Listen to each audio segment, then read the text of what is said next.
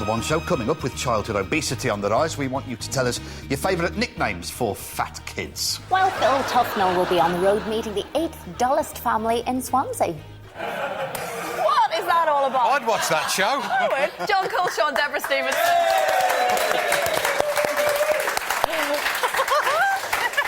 I watched that the first week it was on with my parents, and I laughed and laughed. I just didn't recognise it. I don't know what you were talking about. Oh, yeah, I don't suppose you saw it. Yes. The low point for me was when the woman came into our office to try and get the hair right. She just stood behind me with different coloured swatches of grey hair, different shades of grey, trying to get it to match. Is it true that they use the same wig for me as they do in Ozzy Osbourne? I don't know. I heard that. That's flattering, isn't it? So how much... Go on, sorry. No, I was going to say, how long did it take to kind of study us, or were we quick sort of subjects? Well, to pick not too bad. I think, we spent, a couple of weeks, just watching, just getting your body language, just leaning over there to one side, and that sort of... Bit of that going on. I like the way you say Lucy Seagull.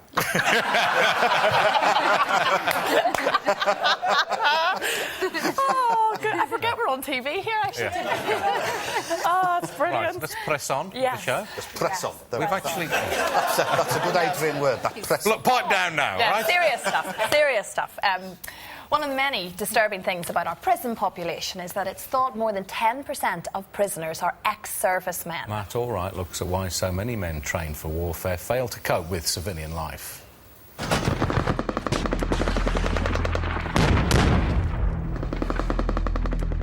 Just because we grew up together doesn't mean that you own me, yeah?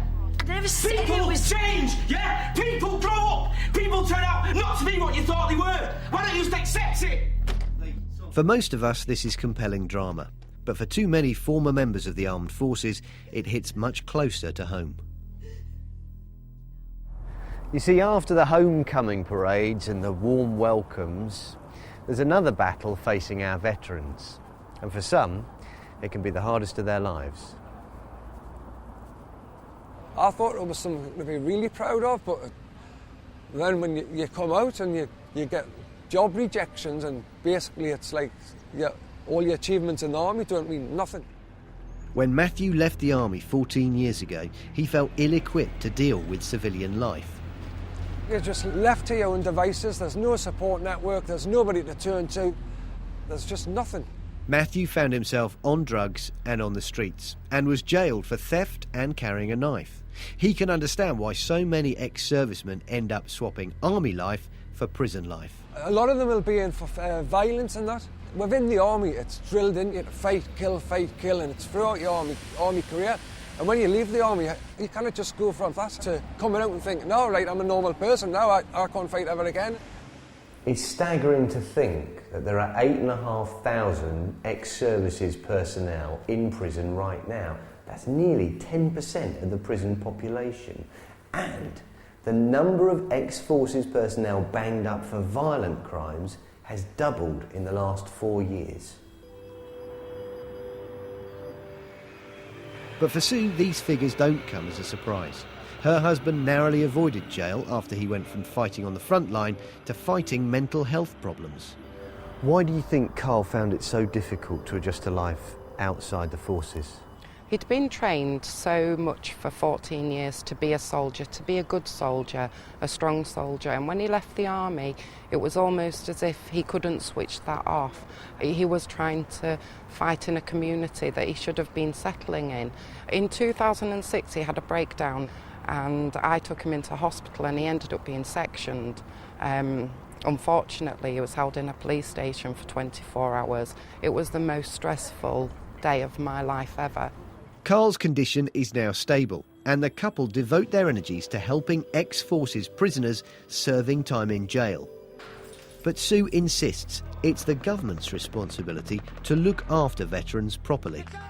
Are you noticing a change in the way the government, the MOD, is dealing with people that have been through conflict situations? No, I would actually probably say that they're being pushed further underground. I don't think there is any real help for these people still there, or real recognition for why they're in prison or in hospital. The Ministry of Defence insists support is available, and it questions the stats on the number of veterans behind bars. Well, I don't accept the figures. What we're doing with the Ministry of Justice is a huge piece of work going back to 1973 to get the exact figures not only for today but also historically. That will then inform the policies we're going to put in place. But also, generally, we've got 6 mental health veterans pilot programmes going on to help veterans with mental health issues. We've got another good piece of work which will be pulling together government and charities to make sure that people don't fall through the cracks and they get the help that's needed. I've been invited to a new project that's been set up to help ex-servicemen and women. Up here we're going to have a number of the bedrooms that we have. This centre is being adapted to meet the needs of former soldiers, providing residential places and an advice centre. We want to create something that feels like a home for ex-service people, that recreates that feeling of family that sometimes they find they're not coming back to, and recreate that sort of army family type feel, really. This is part of our own responsibility, isn't it, as a nation, towards ex-service people? I think society definitely has a responsibility to them, and that's why we're running this centre. Our job is to help provide the support that's needed to get them back on track. And Matthew's experience shows it is possible to come back from rock bottom. He's now rebuilding his life, but wants to see more being done to help our troops once they're back on British soil. I don't blame the army. I think everybody makes their own choices in life. But saying that, I don't think I would have went down the path of heroin and homelessness and rehabs and prison if it wasn't for the aggression and that, and not channelled out of us properly. If they install you to be a soldier and a killer, surely there should be a process of bringing you from a soldier and a killer to a human being and a man. As you said, difficult process to achieve that. Obviously, Francis Crook from the Howard League for Penal Reform is here. Specifically, why do you think they have such problems returning to civilian life? Well, the vast majority of people come out of the armed services every year and settle back very happily with their families and their jobs. So there's a relatively small number of people who have problems, but there's a wide range of problems. I met somebody quite recently in a high-secure prison who said to me, I was taught to kill, and I did when I came back. And he was serving life for murder. So that's one end of the spectrum. But at the other end, there are people whose lives just fall apart when they come out of the armed services because they've had this structured family. And when they come out, they haven't got that support and that structure. Debra, you've first-hand experience of this. You have a friend in a very similar position. Yeah, not exactly first-hand, but I knew somebody who was in the armed forces, and they were telling me that when they came out, they'd been in since they were 16, and they didn't know the simplest things of what to buy at the supermarket, and they'd never paid rent before, so it was just quite difficult to adjust to civilian life. Of course. I mean, you are. There's an inquiry that you're working on for the next year, I believe, Francis. What are you hoping to achieve with that, and what results do you want to get, and how are we going to change things as a result of the inquiry? Well, the Howard League for Penal Reform has set up an independent inquiry, independent of government, and we've asked people who are experts from the Army and the Navy and from the prisons to help us to try and find out why so many people who served in the armed forces are ending up in prison, why they're committing crimes and ending up in prison, because obviously we suffer the consequences of the crimes as well. So we're going to ask the question why, and I'd like to hear individual stories, so I appeal to people if they've got stories and information for us to give us that. And then over the next year we'll do some research, we'll go into prisons and ask people, and we'll try and find some suggestions to change things and make things better. OK, thanks very much, Francis. And if you want to get in touch with us about that, just go to the website, the usual address. Last time we talked about prisons, incidentally, we featured the case of Brett Duxbury from Lancashire. You may remember poor Brett is terminally ill, and his mother had unsuccessfully applied for his compassionate release. Many of you felt strongly enough to write on our blogs about this. His mother's been in touch to tell us that Brett is now being freed and should be home tonight. So it's week 3 of our Totaliser of Terror for Children in Need. Your chance to choose which One Show team member has to do a terrifying challenge. Thanks for your donation so far. You've raised £47,637 for Children in Need, which supports so many good causes. So far, you have seen... Lucy Seagull, don't Debra. Dropped like a stone off the highest diving board there is. And rather less enjoyably, you've listened to Dan Snow staggering through Dancing Queen in Chester. Gruesome, that was. This week, your donations will decide whether our consumer champ, Dom Littlewood, or wildlife watcher, Mike Dilger, will ride the wall of death. To make it worse for them, they'll be doing it on the handlebars. And to make it even worse than that, tomorrow is Friday, the 13th. They're scared. Look how scared. Look at their little heads. Yeah. You can donate anything from £1 upwards on the website. Or by text, give a fiver by texting the name Mike to 70077 or Dom to the same number, 70077 if you want it to be him. Each text will cost you £5 plus one standard rate message, and the fiver goes directly to children in need. Please get the bill payer's permission. You can text and donate online until 7:15 tomorrow evening. For all the details of how to pledge money and get involved, go to our website, bbc.co.uk/The One Show. Can we have some more of that terrifying lightning, please? We need some. Oh, that's absolutely superb. They've been working on that all afternoon. Continuing her series on wild weather, Carol Kirkwood looks at lightning, meeting a man so fascinated by it, he, like us, makes his own. Lightning, one of the most spectacular and terrifying weather events on Earth. During a storm, the best advice is to stay indoors. Unless you're here at the High Voltage Research Centre, where one man is turning the unpredictable into the predictable. Dr. Ian Cotton is trying to understand what causes lightning, and he does this by making it inside the lab. So, the generator's ready to go. If you just press this button, we'll see if we make lightning.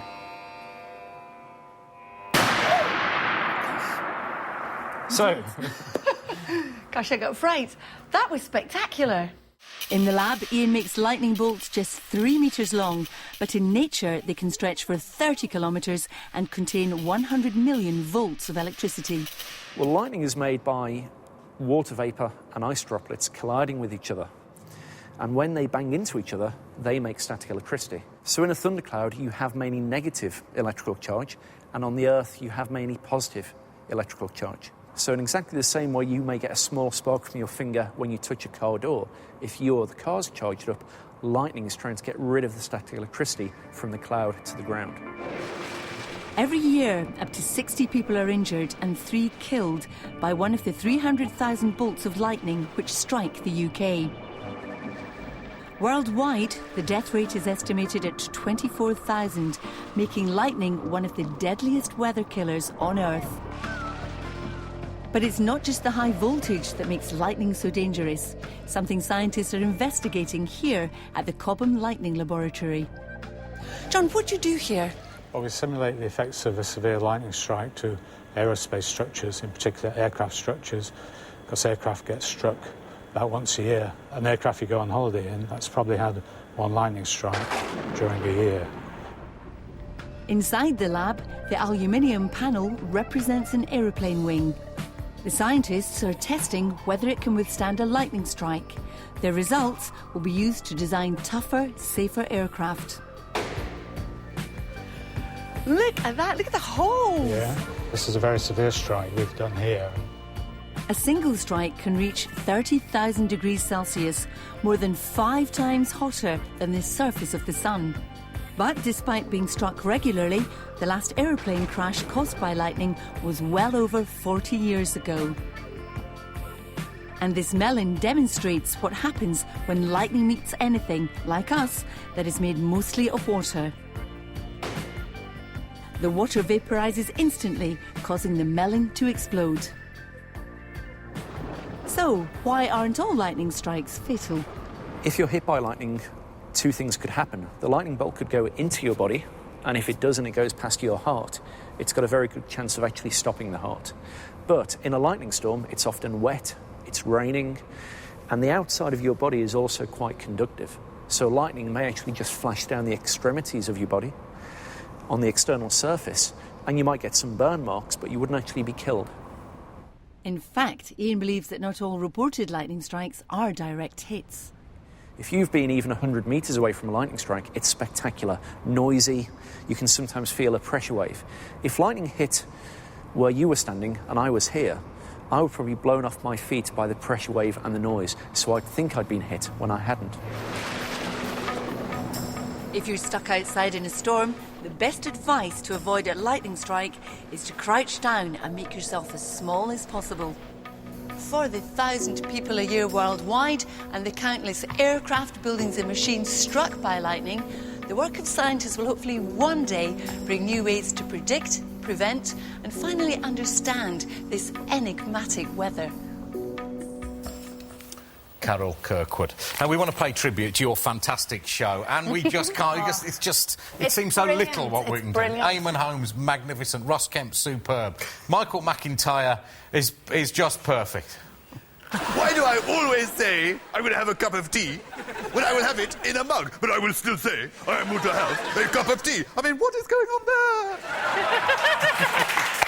So what was it like to be so kind of mannered? Yeah, I'm a big fan of his. You know, the way he can just command an arena just with ease and make it look so easy.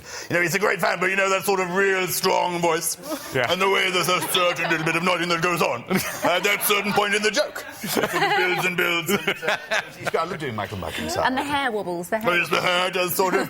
There's a lot of shaking in the hair going on. I rather think it's rather good. So, as for Debra, your Davina is brilliant. I love... Thank you so much. They should get together, shouldn't they, Davina and Michael McIntyre? Davina and Michael should. It's an amazing idea.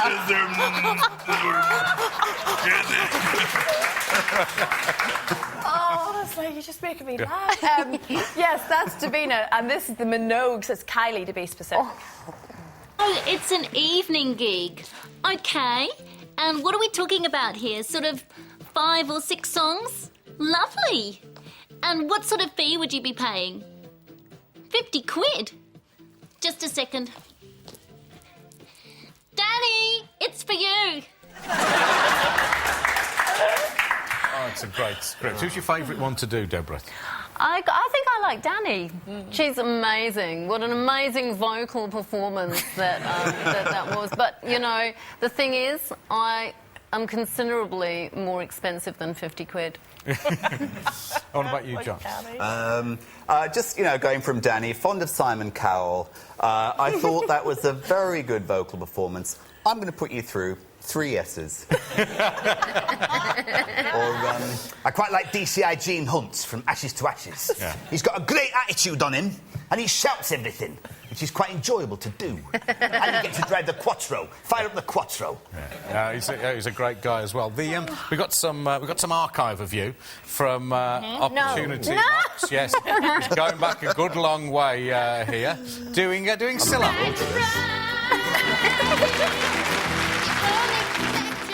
That's from 1987. And apart from the great performance there, it's the hair we noticed. But what's even more incredible, we've got a photograph of your man here in just about the same era with exactly the same haircut. Just look at that. Oh, that's bad. I thought you were going to say there's exactly the same outfit. Oh, that was 20 years ago. Viking FM, were you any good? Not really. I had a stint as a DJ, enjoyed it, but, you know.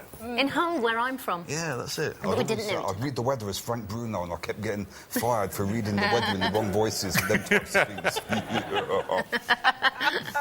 Oh, the impression show, honestly, it is just brilliant. I love it. It's on Saturday, 9:35 on BBC One.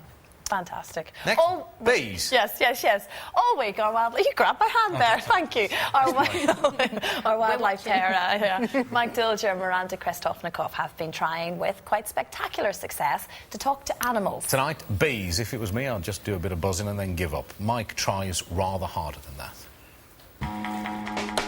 So, I've drummed with woodpeckers. I've started a tone chorus. And I've sung a duet with a wren. So this is my last chance to get even, and it's a tricky one. Besides us humans, this creature has the most complex language in the animal world. And no, it's not a mammal or anything you'd normally credit with higher intelligence, because it is the honeybee. Honeybees live in colonies of up to 60,000 bees. So to find food and defend the hive, they need to be able to communicate with each other. They do this in 2 very clever ways, by sniffing chemical messages and by doing the waggle dance. And it goes a bit like this. The waggle dance gives bees directions to a good source of nectar. So my first challenge is to watch a dancing bee and then follow its directions to find food. And Professor Francis Ratnieks at Sussex University Britain's only professor of bees and beekeeping, has offered to help. So all we need to do is find one that's really waggling well, and then you can kind of teach me what they're saying. Exactly. Let's see if we can track one down that's waggling. There we go. Yeah, there's one. The dance was first decoded in the 1940s. Astonishingly, the angle that the bees dance on the hive tells other bees what angle they should fly in to find food. If the bee was dancing with its head pointing up, that means that the flower's in the direction of the sun. And if it's dancing in the opposite direction, pointing down, that means the flowers are in the opposite direction to the sun. And the duration of the dance tells the other bees how far away that food will be. And if you can time how long it takes to make a waggle run, start the stopwatch. 1, 2, 3, 4, 5. Having studied honeybees for more than 25 years, Francis knows a 5-second dance means the food is 2.5 kilometres away.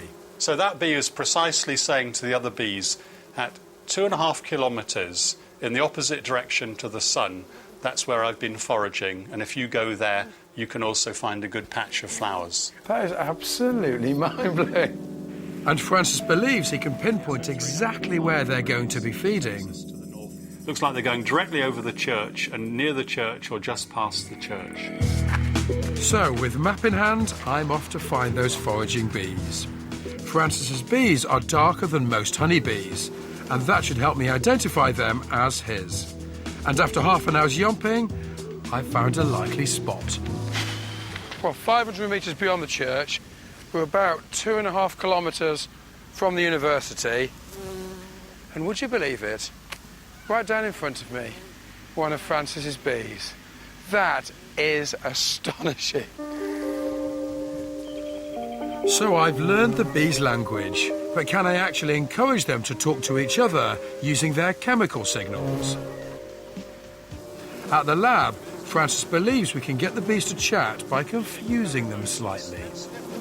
This is the entrance to the hive with lots of bees coming and going, and once in a while the bees get a bit confused and they have a pheromone or a signal which basically says over here with this little piece. They use it if the entrance to the hive gets blocked or overcrowded by bees. So to replicate this, Francis closes the hive entrance. And as soon as it's unblocked, they should start releasing the chemical signal, letting the other bees know they've found the way in. Here's the first one. You see this pollen forager here. It's releasing the pheromone. It's beating its wings, it's lifting its abdomen in the air, and most importantly, it's cocking the tip of the abdomen to expose a small gland which is releasing the chemical pheromone. So it's basically saying, come on over here, lads, we're having a party, this is where it is. Maybe not we're having a party, but it's certainly saying over here. Isn't it amazing that they've got the ability to communicate perfectly by either waggle dancing or producing these astonishing chemicals? Yes, it is. The honeybee has over 20 different communication signals, and we've just seen 2 of them today. I hope after watching this you're never ever going to look at the honeybee quite the same way again. Look at those down there. They are the master communicators, Miranda, and we're learning their language.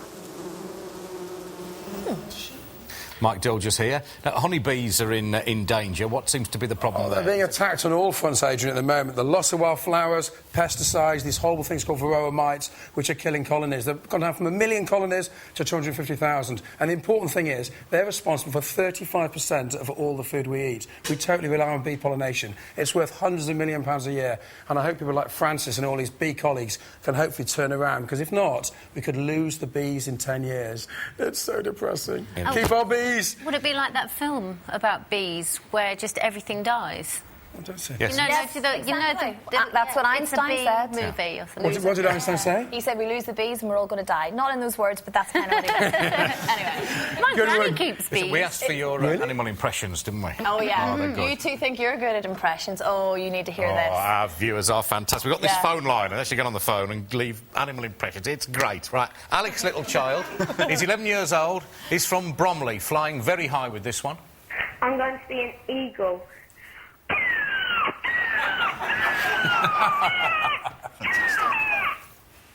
That's good, isn't it? That is not 1 million miles away. That is a pretty damn fine eagle. Yeah, part eagle, part car alarm. This one is Sue Dixon from Redley. She left her impression of a seal on our creature call line. And then she phoned back shortly afterwards with a better one, having relocated herself to a downstairs toilet for the superior acoustics. We applaud such attention to detail. Here she is. Ooh. That's constipated seal, that is. I think it's Michael McIntyre again. And it's in the toilet. Kevin Terrell from Bodley. This is a Jersey cow. Oh, priceless.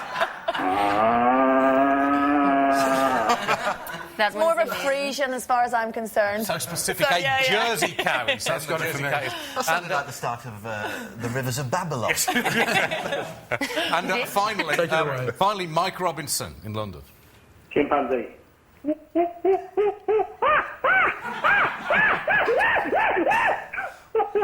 That is brilliant. That's a chimpanzee pantoot. When they all want to get together, they make that call in the forest. That's got my vote. Excellent. Thank you very much. That's a yes from me.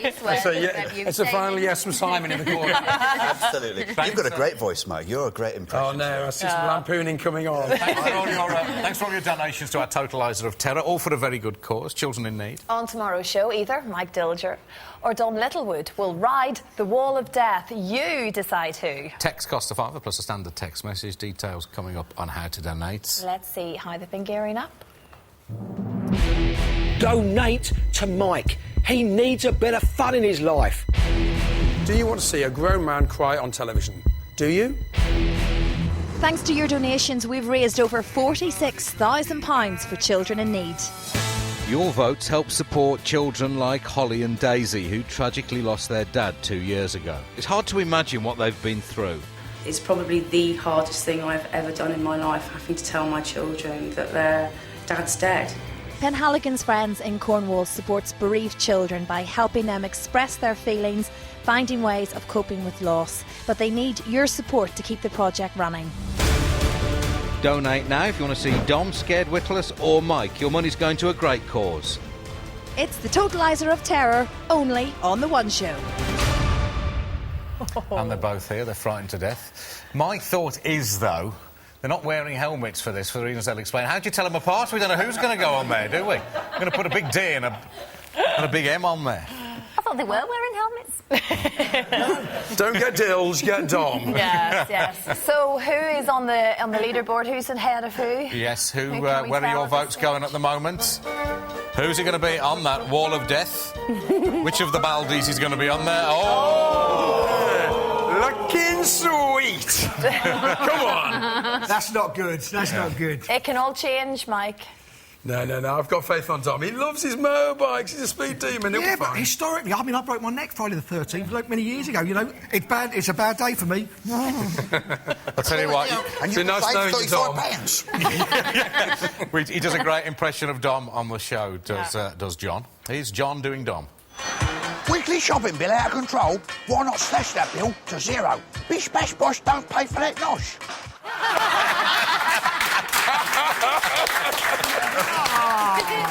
You're looking so nervous as well down the end. I've spent the whole time grovelling. Thank you so much, John, Debra. The Impression Show, as they say, Saturday, 9:35 on BBC One. Don't miss it. It's brilliant. Tomorrow, another hour-long One Show with Noddy Holder.